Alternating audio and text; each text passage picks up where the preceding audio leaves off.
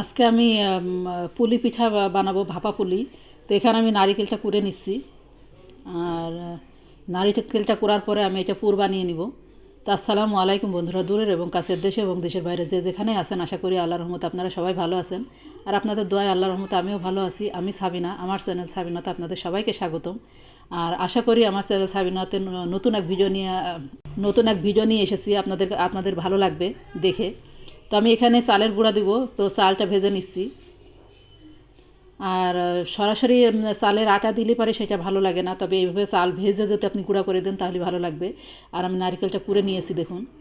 আর এই যে চাল ভাজা হয়ে গেছে, তো আমি চালটাও গুঁড়া করে নিব।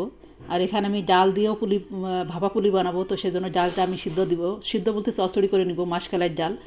এখানে আমি আদা রসুন বাটা দিয়েছি, রসুন আস্ত দিয়েছি, কাঁচামরিচ এবং পেঁয়াজ, আর সাথে আমি তেল আর পানি দিয়ে চচ্চড়ি মতো করে নিচ্ছি।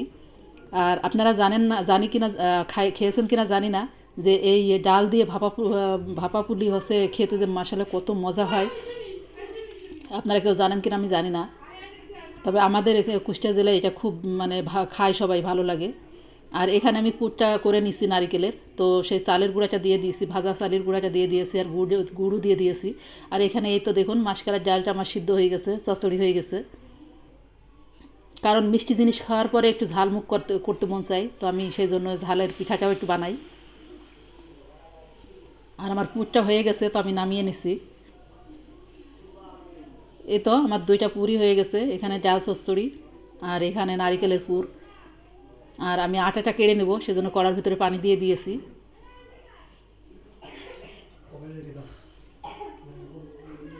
আপনারা ভাপা পুলি তো অনেকেই খেয়েছেন, তবে এভাবে খেয়েছেন কিনা জানি না, তবে যদি না খেয়ে থাকেন তাহলে বাসায় অবশ্যই একবার হলো ট্রাই করে দেখবেন।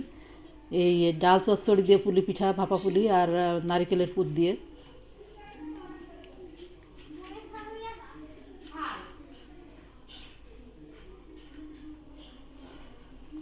আর এই মুহূর্তে আমার পুরাতন বন্ধুরা যারা ভিডিও দেখছেন তাদেরকে অসংখ্য অসংখ্য ধন্যবাদ আমার পাশে থাকার জন্য, আমার সাথে থাকার জন্য, আর বেশি বেশি কমেন্ট করার জন্য। আপনাদের কমেন্টগুলো এত সুন্দর হয়, পড়ে আমার কাছে খুব ভালো লাগে এবং রিপ্লাইও দেওয়ার চেষ্টা করি।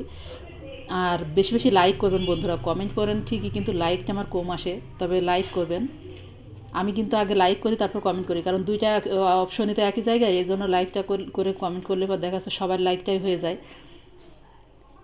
আর আমার আটাটাও সিদ্ধ হয়ে গেছে, তো আমি ওখানে আটাটা মুথে নিয়েছিলাম, নিয়ে আমি এবার পিঠা বানানো শুরু করে দিয়েছি। আর কীভাবে বানাচ্ছি দেখুন। আর যারা আমার নতুন বন্ধু এই মুহূর্তে ভিডিও দেখছেন তারা এখনও সাবস্ক্রাইব করেননি, তো আমার ভিডিওর কোনো অংশ যদি আপনাদের কাছে ভালো লেগে থাকে তাহলে আমার চ্যানেলটাকে সাবস্ক্রাইব করে দিবেন, কমেন্ট করবেন, লাইক করবেন, আর পাশে থাকা বেল আইকনটা প্রেস করে দিবেন যেন নোটিফিকেশনটা সবার আগে পেয়ে যান। আর আপনাদের সবার পুরাতন নতুন সব বন্ধুদেরকেই বলছি, আপনাদের একটা ছোট্ট, আপনারা লাইক করবেন বেশি বেশি। আর আপনাদের ছোট্ট একটা লাইক আমার ভিডিওটাকে সবার মাঝে পৌঁছে দিতে সাহায্য করবে। আর আমার এই পুলি পিঠা বানানো হয়ে গেছে, তো আমি রাইস কুকারে সিদ্ধ করে নিচ্ছি। আর এখানে সিদ্ধ হয়ে গেছে, তো আমি উঠিয়ে নিচ্ছি।